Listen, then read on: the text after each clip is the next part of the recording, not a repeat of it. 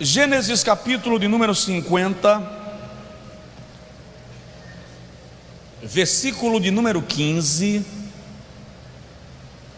ao versículo 21. Hoje é a última terça-feira da nossa campanha Enchendo os Cestos. Nós estamos falando sobre o poder que você tem. Já falamos sobre o poder do arrependimento, do amor, da oração, da transição. O que mais? Poder de uma oferta. Bom, poder da gratidão. Hoje eu quero falar sobre o poder do perdão. O poder do perdão. Próxima terça-feira nós vamos iniciar outra campanha aqui, destruindo gigantes da sua vida, tá? Mas hoje vamos falar sobre o perdão. Gênesis 50, versículo 15 ao 21. Como alguns irmãos se puseram de pé, se os demais puderem fazê-lo, por favor. Vendo então os irmãos de José que seu pai já estava morto, disseram: porventura nos odiará José, e certamente nos retribuirá todo o mal que lhe fizemos.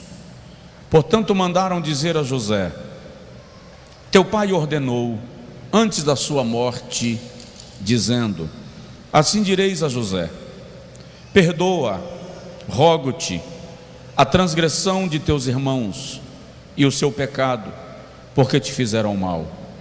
Agora, pois, rogamos-te que perdoes a transgressão dos servos do Deus de teu pai. E José chorou quando eles lhe falavam.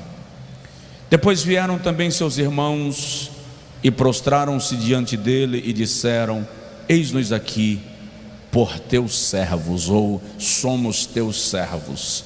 E José lhes disse: não temais, porventura estou eu em lugar de Deus?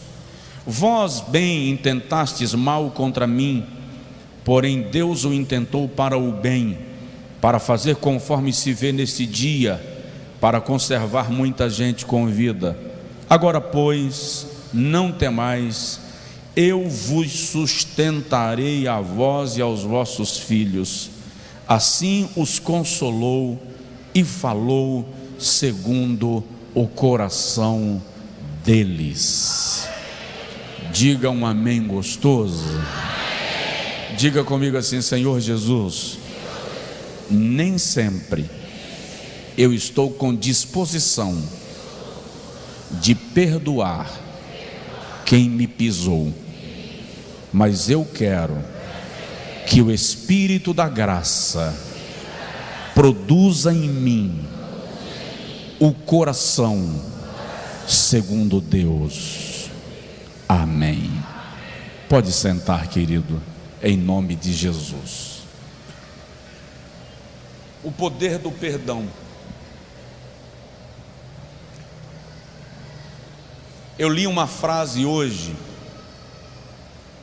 de um autor desconhecido que disse assim: sempre perdoe os seus inimigos, nada os aborrece mais. Vingar-se, rejeitar perdoar, devolver a ofensa, aplaca o peso de consciência do ofensor. Vou repetir: devolver a ofensa aplaca, alivia o peso de consciência do ofensor.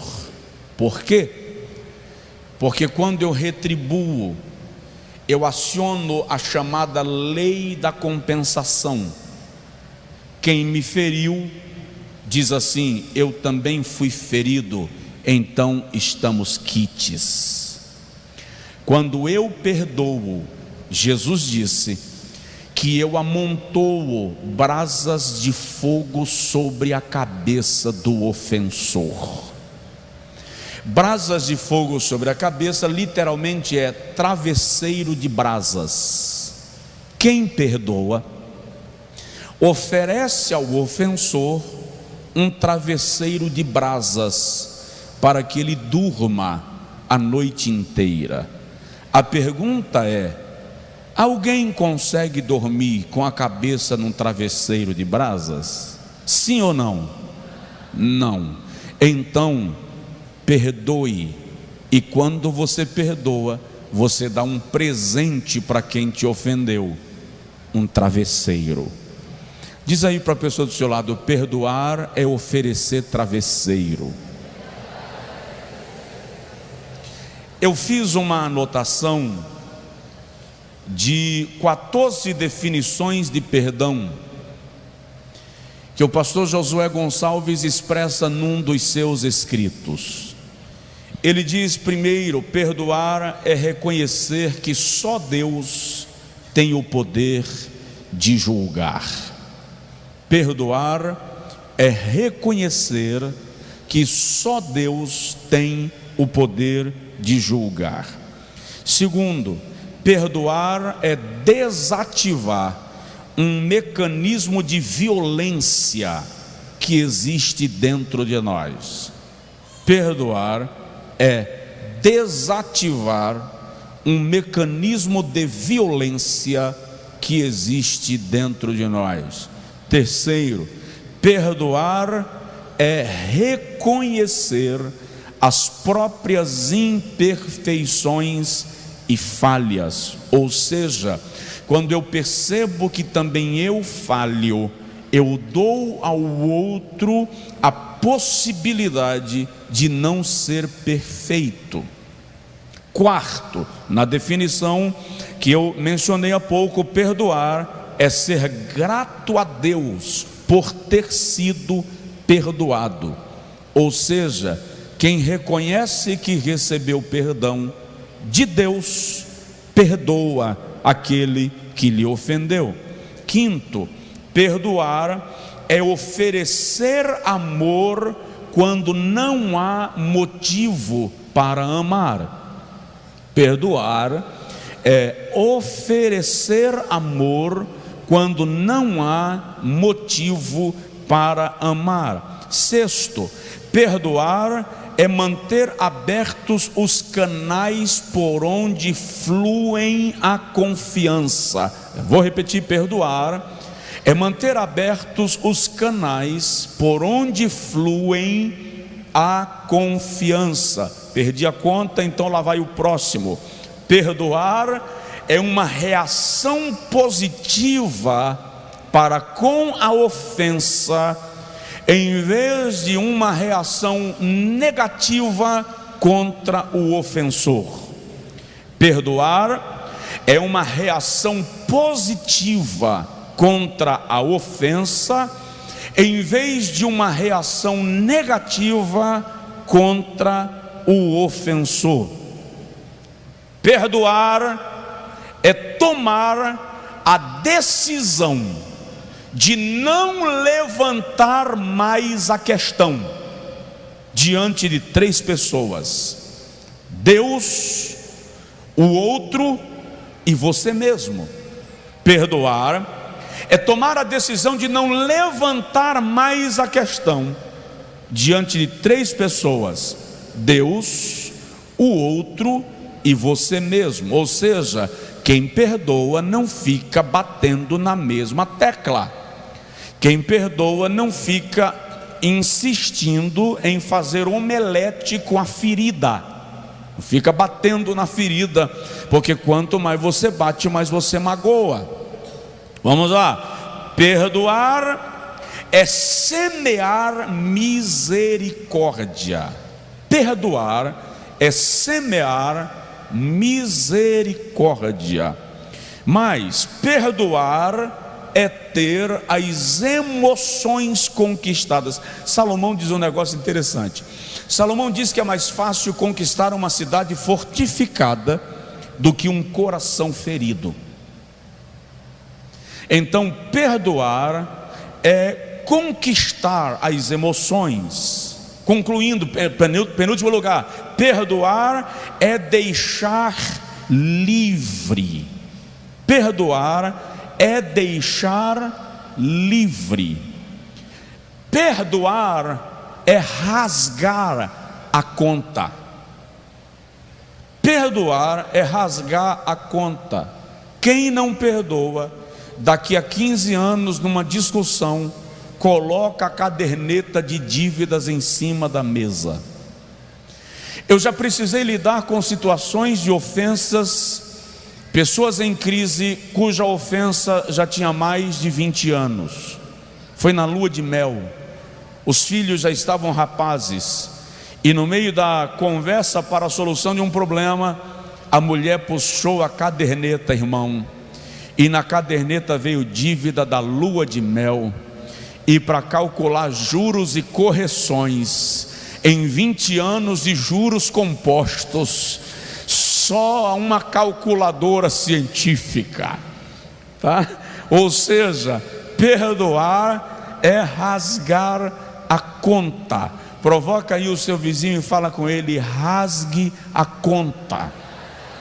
E por último, perdoar é apagar todo o lixo emocional. Perdoar é apagar todo o lixo emocional. Você não é monturo, então não guarde lixo dentro de você. Você não é museu, então não guarde relíquias dentro de você, a não ser que essas relíquias sejam boas, construtivas, abençoadoras. O texto que nós lemos trata de um episódio já na conclusão, já no limiar da vida de José. José, no Antigo Testamento, é provavelmente o maior exemplo de alguém que decidiu perdoar e prosperou no perdão que concedeu. Ele foi vendido pelos seus próprios irmãos, filhos do seu pai, depois de ter sido lançado numa cisterna, ameaçado de morte e vendido pelos seus próprios irmãos, desterrado para um lugar estranho.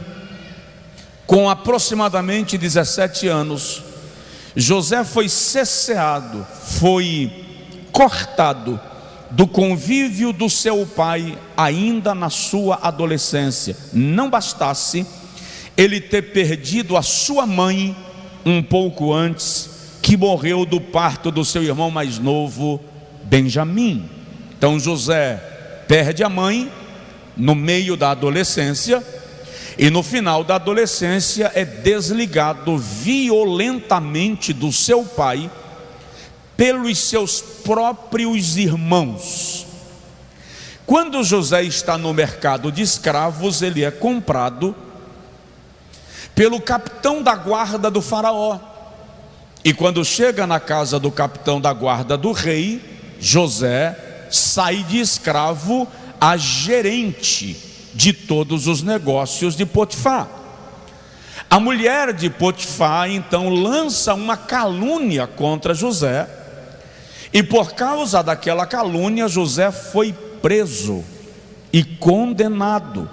Historicamente, José está na prisão num dos períodos mais tristes da história do Egito, quando a chamada febre negra matou boa parte da população egípcia e mais da metade da população carcerária do Egito. José está lá vivendo esse processo por causa de uma calúnia. Na prisão, ele interpreta o sonho de um companheiro de cela e diz para o companheiro de cela: tu serás levado de volta para a sala do rei. Quando estiveres lá, lembra-te de mim.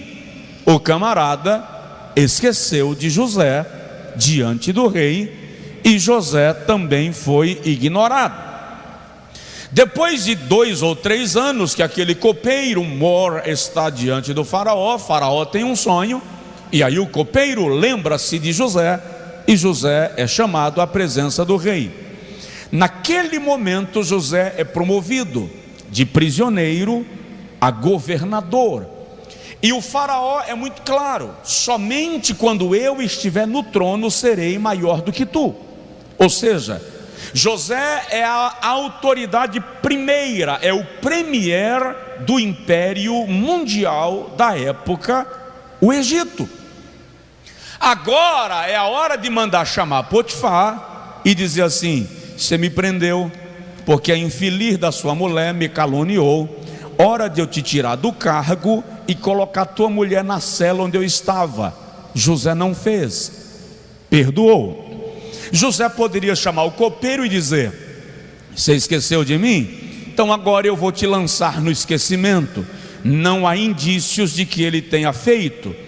E os seus próprios irmãos que lhe venderam chegam a ele, precisam de comida e ele oferece perdão, e conclui dizendo: eu cuidarei de vocês e dos vossos filhos. Porventura estou eu no lugar de Deus para não vos perdoar? Então José é um exemplo extraordinário de perdão. E preste atenção: quem consegue perdoar os seus próprios irmãos que lhe venderam, consegue perdoar a mulher de Potifar e consegue perdoar o copeiro. Porque quanto mais próxima a pessoa que te feriu, que te machucou, que te traiu ou que te pisou, maior é a dor que você sofre na ofensa. Quanto mais próxima ela for de você, mais grave a ofensa em sua alma. Mas preste atenção: perdoar é possível. Esta é a lição que José deixa para nós. Um dia, o apóstolo Pedro chegou para Jesus e fez uma pergunta em Mateus 18, versículo de número 21 e 22. Senhor, quantas vezes eu devo perdoar o meu próximo? E Pedro, como sempre, tem alguém aí? Tem, né? Pedro, como sempre, é muito sugestivo. Pedro é de uma perspicácia psicológica muito interessante. Ele é leigo, mas não é besta. Você pode observar que todas as vezes que Pedro interfere numa ação de Jesus, ele está querendo induzir Jesus a algo que era do interesse particular do próprio Pedro. Então ele diz assim: Senhor, quantas vezes eu devo perdoar alguém? 7. Ele mesmo sugere, ele mesmo induz. Aí Jesus diz assim: não, 70 vezes 7. O que Jesus está estabelecendo ali não é um número de vezes para a prática do perdão, mas Jesus está estabelecendo um número ilimitado para que o perdão seja praticado. Jesus está ensinando para nós que perdoar é o remédio que você dá para outro, a fim de que você mesmo seja curado. Perdoar é o remédio que você dá para outro, a fim de que você mesmo seja curado. Entenda isso. E existem algumas questões sobre o perdão que todos nós precisamos ter em mente. Primeiro, todo mundo já foi ferido, magoado, machucado, traído de alguma maneira, em alguma época, em algum momento. Sim ou não? Sim. Quem nunca foi ferido, magoado aí, levanta a mão, por favor. Todos já foram. Então essa é uma verdade que eu e você temos que entender. Segundo, nós precisamos entender então que se todos já foram magoados, então todos já foram desafiados a perdoar. Todo mundo já viveu de alguma forma esse processo. Terceiro, você precisa entender que perdoar é uma decisão, cura é um processo. Eu decido perdoar, mas o fato de eu decidir perdoar não significa que parou de doer. A cura vai ser processada a partir do momento que o perdão começar a gerar efeito na minha vida. Então, decida perdoar, que a cura vem. Não espere ser curado para perdoar depois, porque é como você esperar ser curado para depois tomar remédio. Não funciona assim. Você é medicado e então é curado. Você é tratado e então é curado. Então, decida perdoar. Dá uma sacudidela de leve no irmão do seu lado e diz para ele: decida perdoar.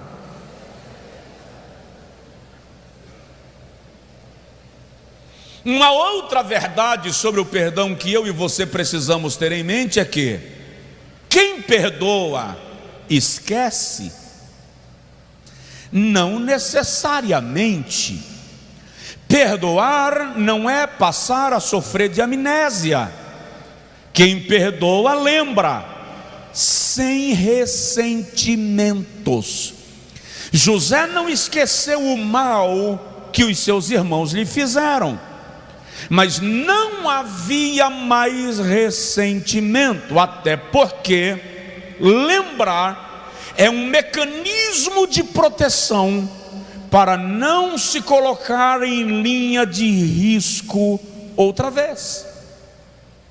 Então é preciso ter isso em mente, e é preciso entender que perdão, uma outra verdade, perdão é um ato espontâneo.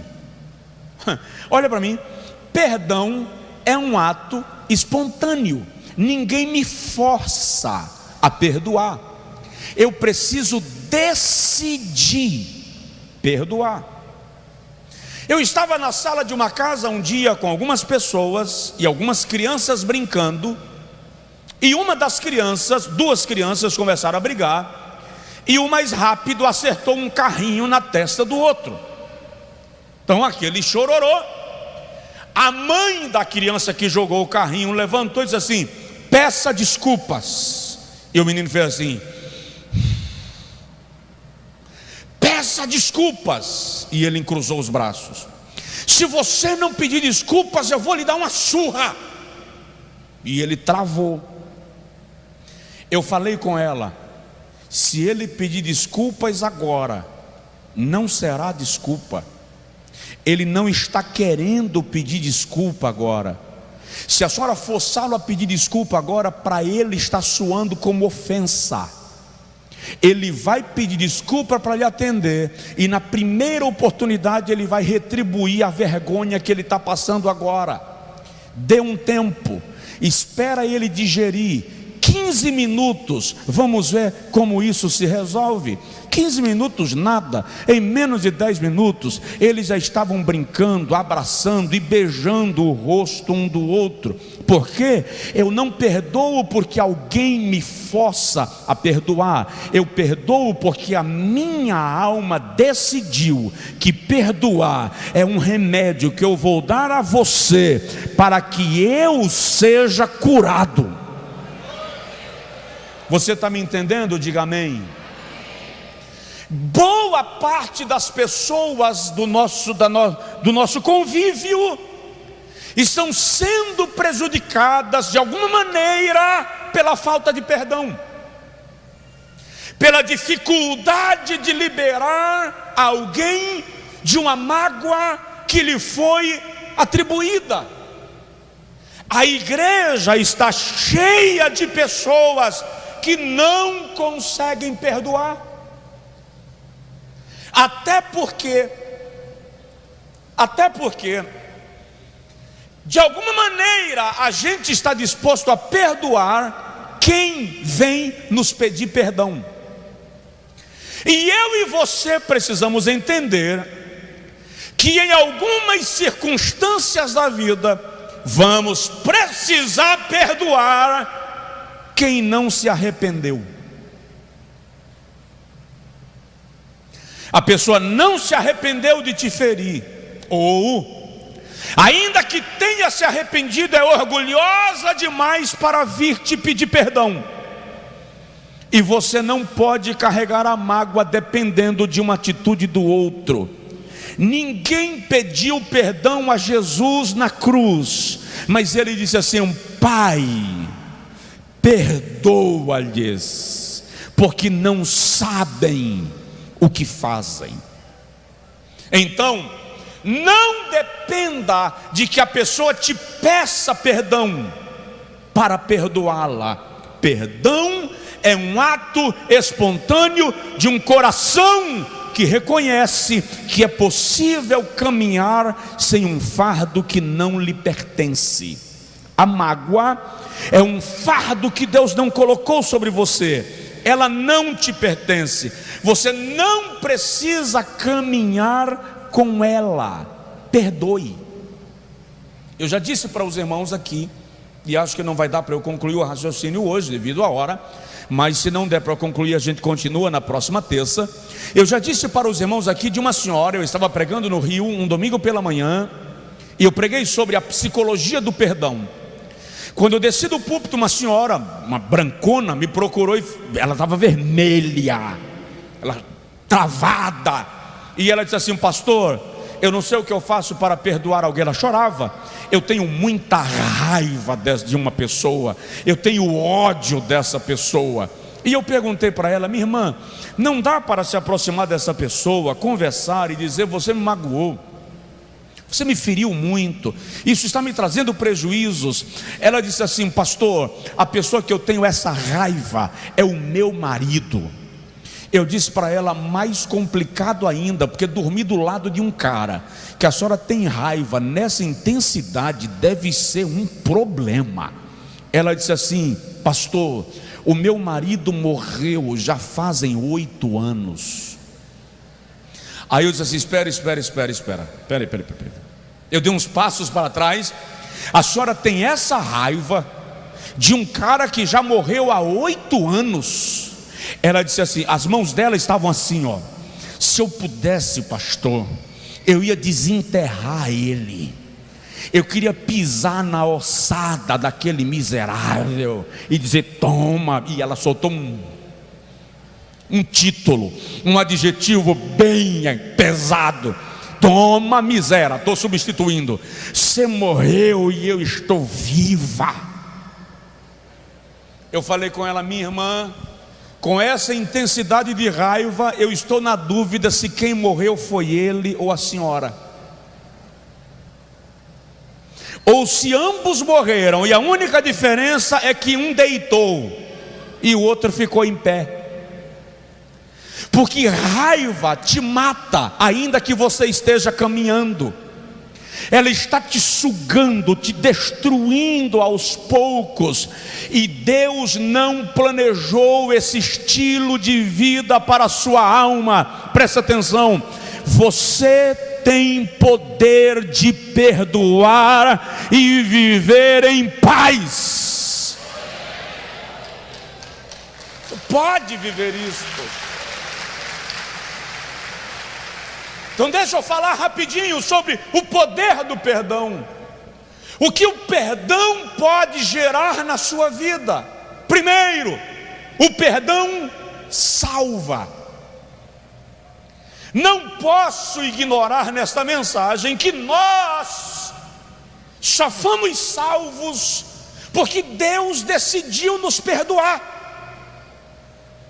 Primeira epístola de João, capítulo 1, versículo 9, versículo 7, 9. João diz assim: se confessarmos os nossos pecados, Ele é fiel e justo para nos perdoar e nos purificar de toda iniquidade. Fomos salvos porque fomos perdoados. Agora, você pode olhar para mim e dizer assim: ah, pastor, aí é Deus, tem nada a ver comigo. Tá. Tiago capítulo 2. Versículo 13, Tiago diz assim: porque o juízo será sem misericórdia sobre aquele que não exerceu misericórdia. E a misericórdia triunfa do juízo. Olha o que Tiago está dizendo: o juízo de Deus será sem misericórdia sobre aquele que não pratica misericórdia. Mas sobre aquele que pratica misericórdia, a misericórdia vencerá o juízo. Quando eu rejeito perdoar, eu estou dizendo que não precisarei de misericórdia nunca. Porque o juízo será sem misericórdia sobre aquele que não exerce misericórdia. Mas quando eu exerço misericórdia, a misericórdia prevalece sobre o juízo. Tem alguém na casa? Se eu não entender que misericórdia é uma semeadura, misericórdia é uma semeadura. Quem semeia misericórdia vai colher misericórdia, está escrito. Mas quem rejeita ser misericordioso não terá misericórdia quando precisar dela. Esse versículo é muito forte. Na verdade, a carta de Tiago talvez seja a carta mais aguda dentre todas as epístolas neotestamentárias. Tiago bate com força na nossa religiosidade hipócrita, porque muitas vezes nós pregamos misericórdia e graça aqui em cima, mas quando alguém dentre nós precisa de misericórdia e graça, o que nós temos é porrete. Porque a religião não cura, apedreja. A religiosidade não cura, expulsa do convívio como um leproso no Antigo Testamento. A religiosidade faz com quem falha o que os judeus fizeram nos dias de Jesus com os publicanos: não pode conviver com a gente, não pode entrar na sinagoga. Pregamos um perdão que não praticamos, porque a gente prega amor e prega perdão, mas quem falha não pode continuar convivendo com a gente, porque a gente quer massacrar. Nós queremos pisotear. Aí Tiago diz: o juízo será sem misericórdia sobre aquele que não exercer misericórdia. Mas sobre aquele que exercer misericórdia, a misericórdia triunfará sobre o juízo. Precisa explicar mais, não? Precisa mais alguma explicação? Sim ou não? Então, perdoar salva. Você pode salvar alguém da perdição quando você comunica que ele está perdoado, que ele está liberado. Você pode salvar alguém do suicídio, da vergonha, da autodestruição, quando você chega para o tal e diz: você está liberado, vai em paz, a conta foi rasgada, não há débito a pagar, o assunto foi quitado por Jesus. Vamos lá.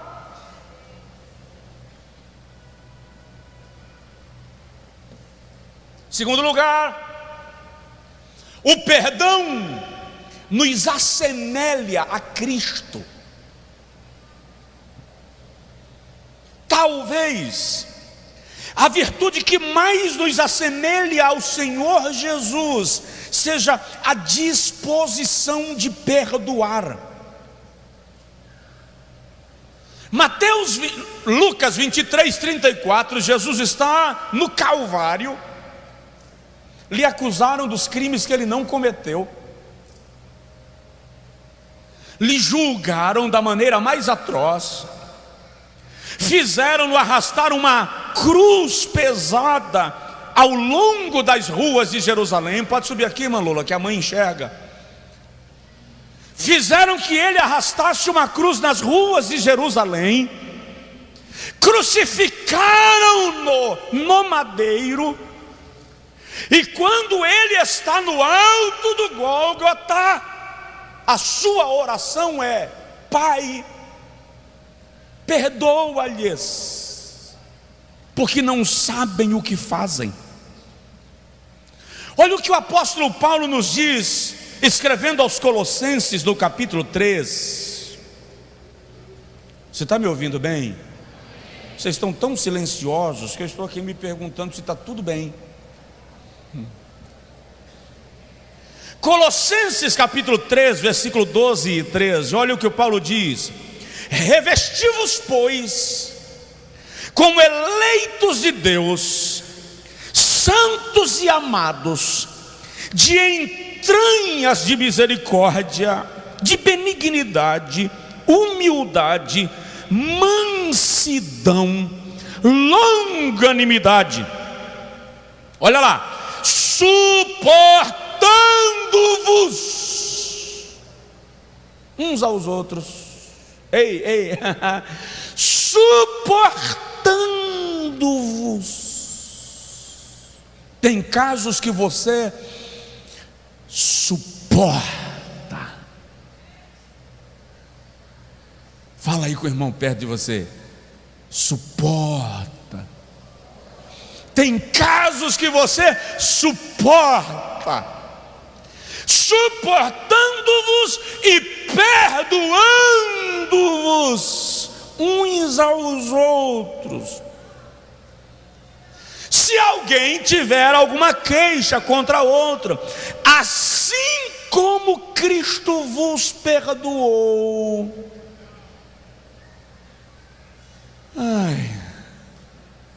Assim como, diga comigo, assim como Cristo vos perdoou, perdoai também.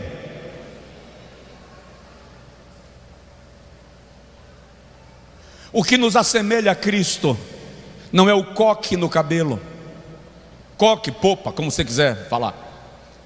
O que nos assemelha a Cristo não é o modelo e o corte da roupa que você usa. O que nos assemelha a Cristo não é a carteirinha de membro de uma igreja pentecostal que você congrega. O que nos assemelha a Cristo não é fundo de garantia por tempo de serviço espiritual, tempo de crente. Quanto mais tempo de igreja você tiver, mais parecido com Jesus você se torna. O que nos torna parecidos com Jesus é a habilidade em liberar aquele que nos feriu, perdoar. Tem um cântico antigo que diz assim: tenha compaixão, Senhor, tenha compaixão de mim. Diante de um versículo desse você tem que cantar um hino assim: tenha compaixão, Senhor. Mas o perdão me assemelha a Jesus.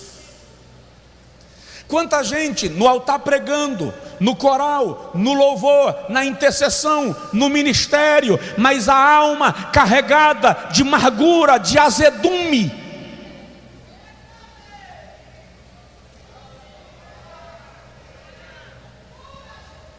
Precisamos ser curados.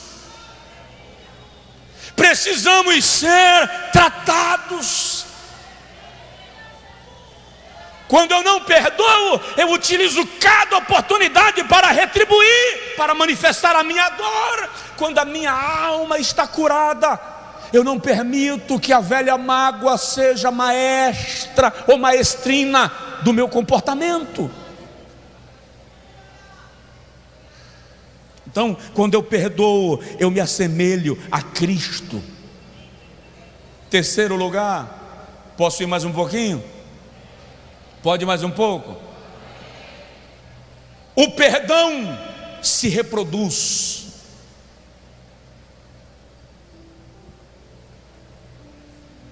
O perdão se reproduz, assim como a amargura. Nós vamos falar sobre a amargura, uma dessas textas que vem à frente. Mas o apóstolo diz assim, que nós não devemos nos deixar contaminar por nenhuma raiz de amargura, que quando brota em nós, contamina a outros. O que o escritor está dizendo? O escritor está dizendo que quando eu fico chateado com o irmão Cacau, e em vez de resolver com ele, eu vou conversar com o pastor Edivaldo e falo do que Cacau me fez, eu acabei de contaminar mais um. Como o pastor Edivaldo também tem amigos e se condoeu, porque todos nós somos amigos da vítima, ele vai e conversa com o irmão Rogério, que também ficou magoado pelo que Cacau me fez. Com isso, eu já contaminei 3. Aí o escritor aos Hebreus diz: não contaminem ninguém com raiz de amargura. Vai chegar o dia que eu vou falar disso melhor. O perdão é a mesma coisa, porque no momento que eu perdoo você, ou que eu te peço perdão, aquelas pessoas que eu contagiei com a minha amargura vão perceber que o meu coração foi curado, e elas serão curadas pelo perdão que brotou dentro de mim. Ou seja, o perdão se reproduz de tal maneira, olha que coisa grave, o perdão se retribui de tal maneira, que quando eu perdoo o meu irmão, eu abro caminho para ser perdoado por Deus. Parece que não, mas quando eu perdoo o meu irmão, eu abro caminho para ser perdoado por Deus. Eu vou encerrar nesse item, e os próximos a gente continua na próxima semana. Mas olha só, Mateus capítulo 6, versículo 12, Jesus diz assim: perdoa-nos as nossas dívidas, assim como nós perdoamos aos nossos devedores. Eu lembro, quando eu leio esse versículo, eu lembro do meu avô paterno, vô João. Um dia um menino xingou minha mãe. Eu devia ter uns 10 anos de idade, e se você quiser ver um menino nervoso, mexe com a mãe dele. Quando ele xingou minha mãe, eu peguei uma pedra e falei com ele: se você for homem, vem xingar mais de perto. E ele veio. E eu tinha uma pontaria muito boa. Eu estava esperando ele chegar no ponto que eu precisava. Catei uma pedra, fiquei aqui atrás procurando a posição que eu precisava na pedra para jogar nele, achando a pontinha que eu queria. E ele veio se aproximando para xingar minha mãe de novo, e xingou. Eu disse: vem mais perto e xinga de novo. E ele veio. Mas eu já estava tendo visão. Ainda lembro da cena. Meu avô saiu na porta da casa da carpintaria e disse assim: Josué, meu filho, vem cá. Eu disse: agora não vou lavar a honra da minha mãe. Vem cá, meu filho, é rápido. Neste instante vou. Aí meu avô fez assim: Josué. Todo menino conhece esse tom e sabe o que significa. Eu guardei a pedra na mão, cheguei para o meu avô e disse: sim, vô, seu pai lhe ensinou a orar o Pai Nosso? Eu disse: ensinou. Ora aí para eu ver se ele ensinou certo. Eu disse: mas agora? Orar o Pai Nosso agora? Ora rapidinho. Eu parti no meio do mundo: Pai Nosso que está no céu, santificado seja o teu nome, venha a nós o teu reino, seja feita a tua vontade, assim na terra como no céu. Por nós de cada dia nos dá hoje, perdoa nossas dívidas, assim como nós perdoamos nossos devedores. E a pedra está na mão. Quando eu falei assim como perdoamos nossos devedores, meu avô disse: para. Eu disse: como assim? Errei? Disse: não, você não errou. Eu pensei que o meu avô não tinha visto a cena, e ele viu. Aí ele diz assim: você vai pedir a Deus que perdoe agora os seus pecados, do mesmo jeito que você perdoou o menino que acabou de xingar a sua mãe. Perdoa os nossos pecados assim como eu perdoo. Quando meu avô disse isso, eu soltei a pedra aqui atrás, querendo que ele não visse que a pedra ainda estava na mão. O menino escapou. E eu aprendi uma lição. Qual é a lição? Versículo 14 e 15. Jesus diz assim: porque se perdoardes aos homens as suas ofensas, também o vosso Pai Celestial vos perdoará a vós. Incrível. Jesus não diz assim: quando fordes perdoados pelo Pai, vocês vão conseguir perdoar a quem vos ofende. Não, não, não. Ele diz assim: se perdoardes aos homens as vossas ofensas, também o Pai Celestial vos perdoará as vossas.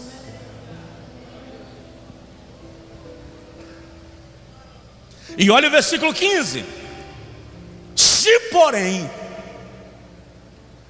porém não perdoardes aos homens as suas ofensas, também o vosso Pai Celestial não perdoará as vossas ofensas.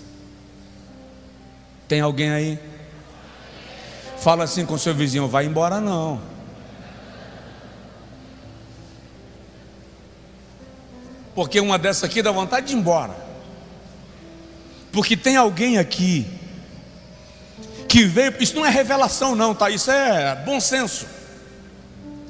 Tem alguém aqui que não estava disposto a perdoar aquela pessoa. Não perdoou. E agora Jesus diz assim: se você perdoar, você será perdoado pelo Pai.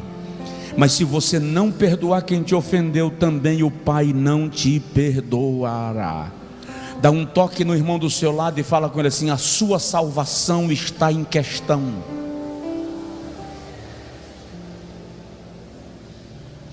A sua salvação está em questão. Vai resolver isso ou vai render esse problema em sua alma? O perdão se multiplica e te alcança.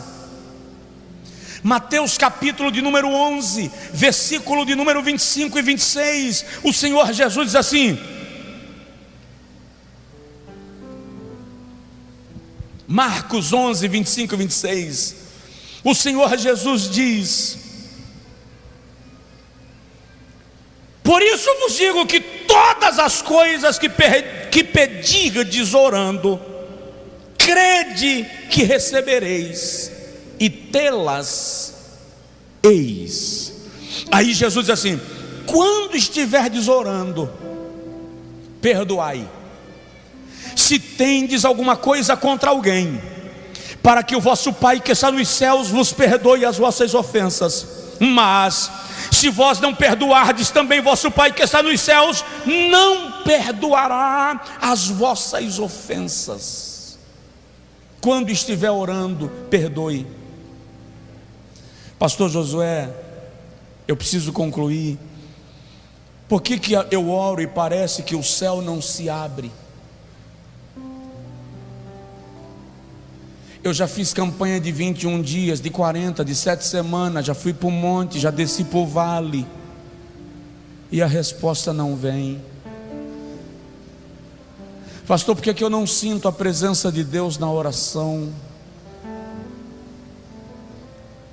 Pastor Josué, por que aquele milagre não acontece na minha vida? Ei, a falta de perdão está fechando portas de bênçãos que Deus quer liberar sobre você.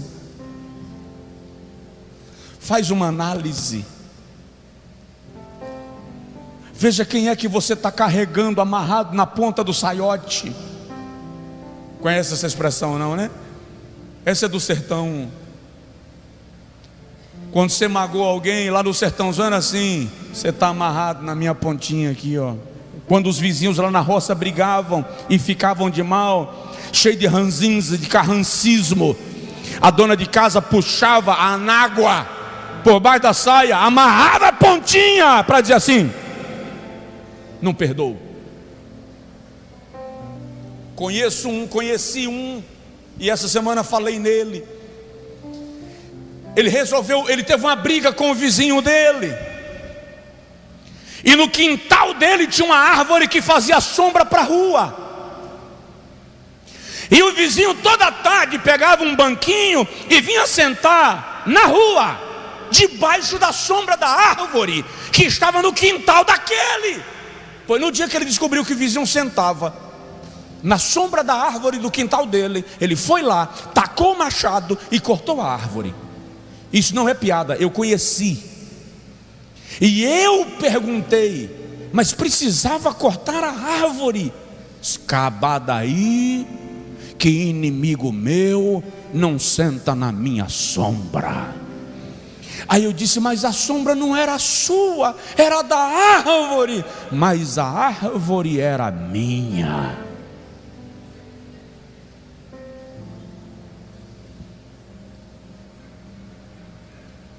Sua salvação está em questão. Tem mais uns 5 itens para falar, por isso que eu não vou continuar hoje. Próxima terça eu continuo, porque eu desejo ansiosamente que você viva esse milagre, que você caminhe com leveza. Vou lhe mostrar que existem bênçãos extraordinárias, espirituais e materiais, que ficam retidas por falta de perdão.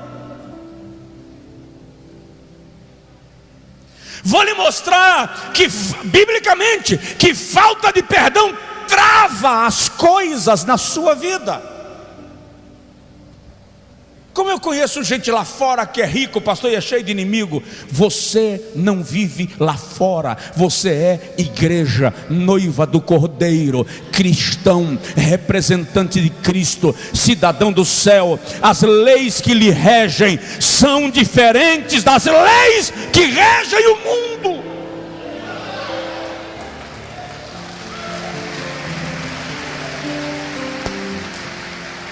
Fica de pé, por favor.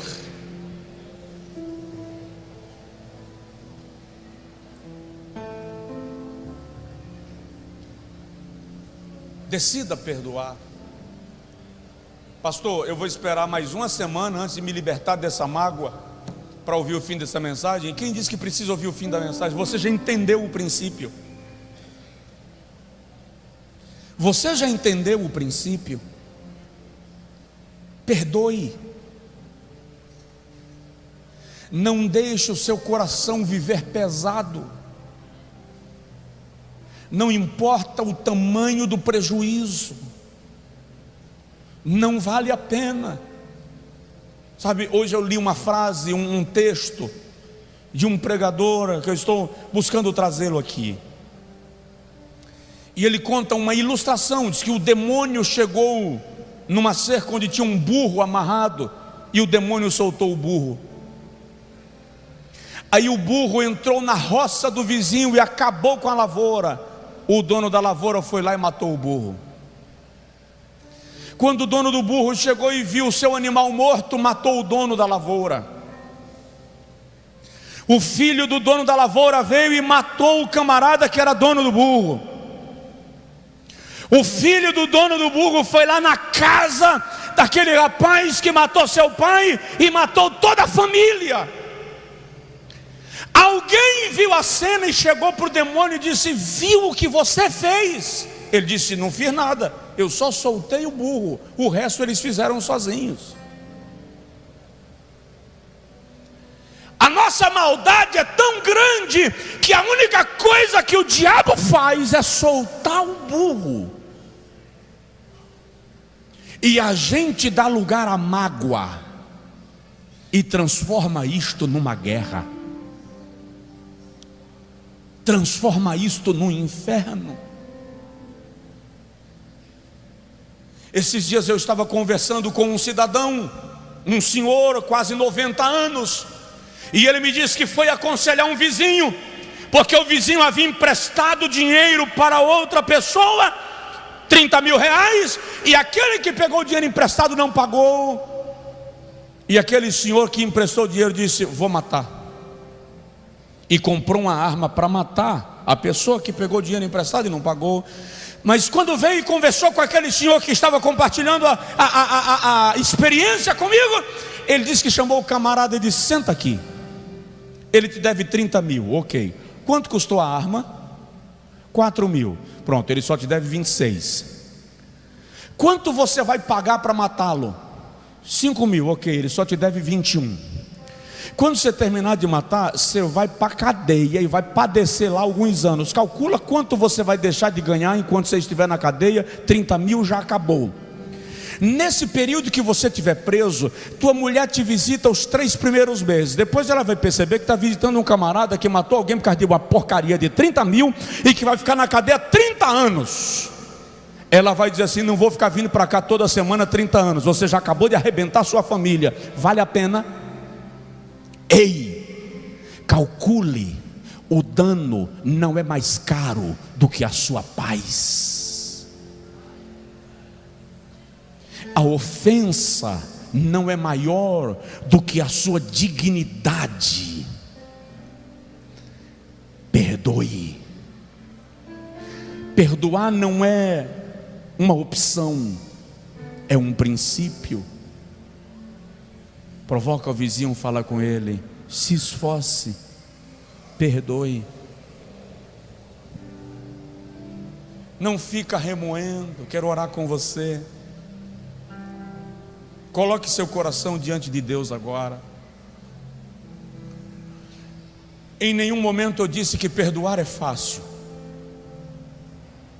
porque em algumas circunstâncias é bem complicado. Você tem que mergulhar em Cristo para conseguir. Tem que se espelhar nele, para não retribuir, para não vingar, para não massacrar, porque o Senhor diz: minha é a vingança, eu retribuirei. Ore comigo agora e diz para o Senhor: limpa meu coração, dispõe a minha mente. Se você tem uma mágoa contra alguém específico, nesta oração agora, ainda que você não possa verbalizar, porque você não quer que a pessoa do seu lado ouça, balbucie, pronuncie, diga: Senhor, eu decido perdoar fulano, fulana. Vai sair amargo, vai sair com gosto de limão misturado com vinagre e sal grosso, mas vai desinflamar sua alma. Um peso emocional vai ser retirado de sobre o seu coração nesta noite. Senhor, o Senhor sabe que nós não somos perfeitos. O Senhor sabe que nós não somos anjos. O Senhor sabe que nós temos emoções e que essas emoções muitas vezes não reagem na velocidade que gostaríamos diante de uma ofensa, de uma perda, de uma dor, de uma traição, de uma frustração. Mas, Senhor, o Espírito Santo nos foi dado para operar em nós aquilo que não pode ser operado por nós. Eu te peço agora, Senhor, que esse Espírito da graça atue no coração e na mente dos teus filhos e das tuas filhas, gerando neles agora, em cada um deles, a decisão de perdoar, a decisão de romper com a mágoa, com a dor, com a amargura. Ainda, Senhor, que Perdoar não seja por força. Nós tomamos a decisão em Cristo de que o nosso coração não caminhará manchado pela amargura. Senhor Deus, eu peço que o Espírito Santo agora paire sobre este lugar. Pessoas que estão em casa acompanhando este culto e que precisam viver a experiência do perdão.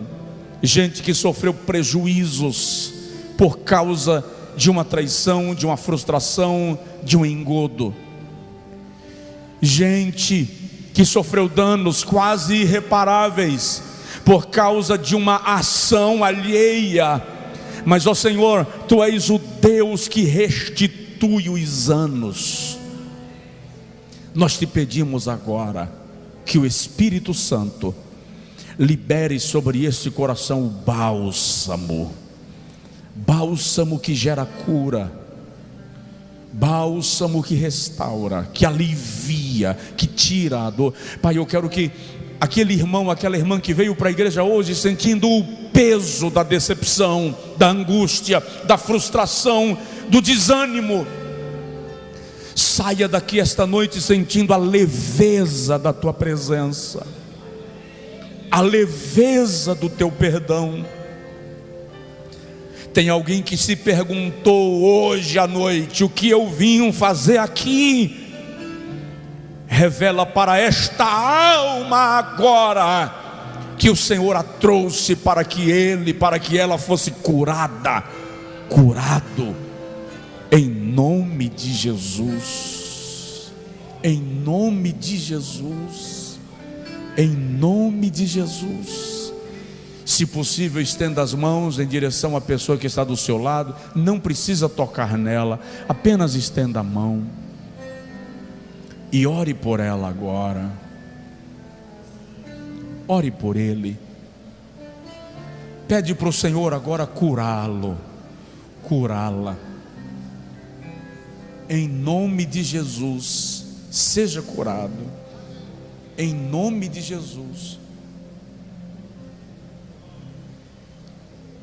Em nome de Jesus, em nome de Jesus, em nome de Jesus. Espírito de Deus,